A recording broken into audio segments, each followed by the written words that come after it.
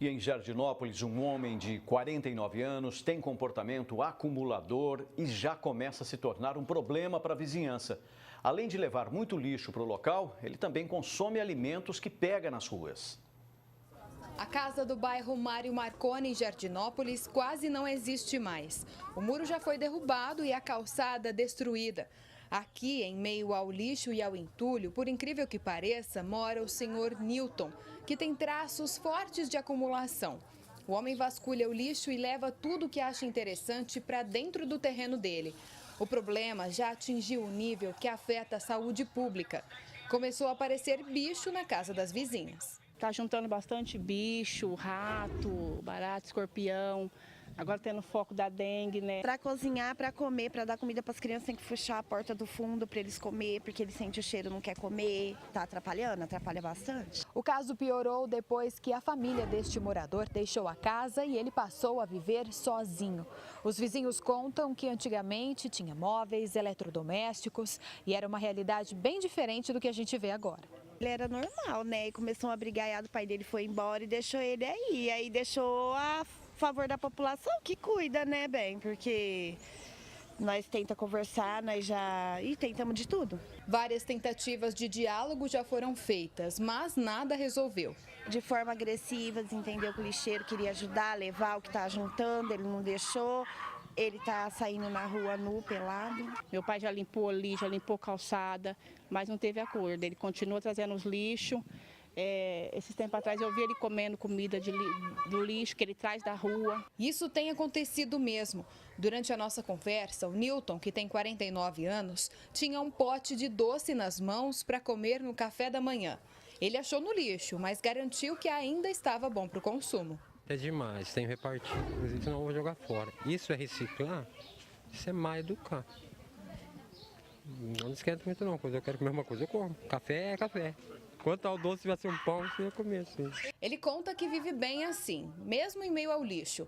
Na casa não tem mais ligação de energia elétrica e nem condições sanitárias. Agora que eu estou chegando no meu objetivo, que é ficar livre, leve e solto e mexer com a minha arte, minha cultura, meu canteirinho. Isso. A vizinhança também se preocupa com a saúde e o bem-estar dele. Já procuraram as autoridades locais, mas até agora nada foi resolvido. Já fomos na prefeitura, já tirou foto, já postou no Face. E a gente também fica com dó, né? A gente, quando pode dar, eu já dei comida, ela já deu comida, café a gente dá, entendeu? Mas a gente precisa de uma ajuda, porque não tem condições de ficar ali. A vigilância veio, falou que ia ver o que podia fazer. Já veio um monte de gente aí, assistente social veio, levou, aí ele voltou de novo e aí nós não tem mais o que fazer não. A acumulação não acomete só o povo brasileiro, é muito mais comum do que parece. Quem desenvolve esse comportamento começa a levar para dentro de casa objetos ou mesmo lixo, que a pessoa tem certeza que um dia vai precisar. O acumulador não percebe essa dificuldade que ele tem, acredita que é um hábito normal e que isso termina criando um problema muito sério de saúde pública. O médico fala que ainda não há nada comprovado de que a acumulação é um distúrbio comportamental ou se tem influência genética. A tentativa de reverter esse cenário de destruição começa com a limpeza do local e um apoio psicológico. Tratamento adequado, encaminhamento aos órgãos de saúde pública quando isso estiver presente, orientação. E, em geral, uma orientação que precisa ser repetida. Você precisa voltar, prestar assistência à pessoa. Thaís Mantoani, de Jardinópolis, para o Jornal da Clube. Questionada, a Prefeitura de Jardinópolis informou que tem ciência dos fatos e vai tomar providências. Agora, ao vivo, Rafael Aguiar traz mais informações. Rafael. Pois é, né, Púcio? Uma situação difícil que já começa a prejudicar os vizinhos e quem está ali no entorno. Para falar mais sobre esse assunto, eu converso agora com a advogada Rogéria Shimura. Doutora, acumulação é algo que não se limita ao brasileiro, isso sempre existiu. Boa tarde. Boa tarde a todos. Sim, sempre existiu, só que agora os casos têm aumentado significativamente, gerando muita preocupação para a sociedade. Rogéria, como o poder público deve atuar em casos como este?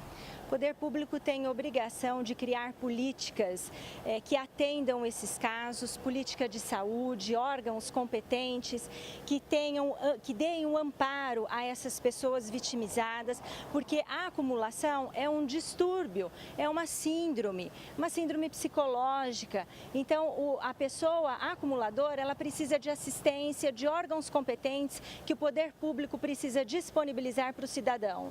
Doutor, o acumulador, na maioria das vezes, acaba sendo aí abandonado pela família. Esses familiares podem sofrer alguma penalidade na justiça nesse caso?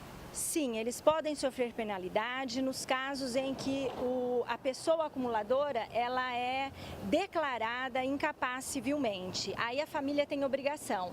Ou nos casos de idosos, respeitando o Código do Idoso. Doutora, falta amparo no setor da saúde para tratar desses pacientes? Sim, falta muito amparo.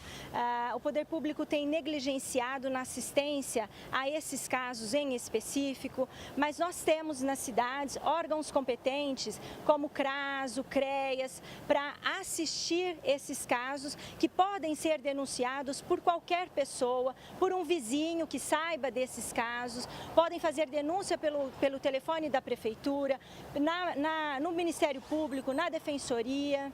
Tá certo, doutora. Muito obrigado pela sua entrevista aqui no Jornal da Clube. Daqui a pouco eu volto para falar que moradores de Sertãozinho cobram mais transparência do presidente da Câmara, Lúcio da Rádio.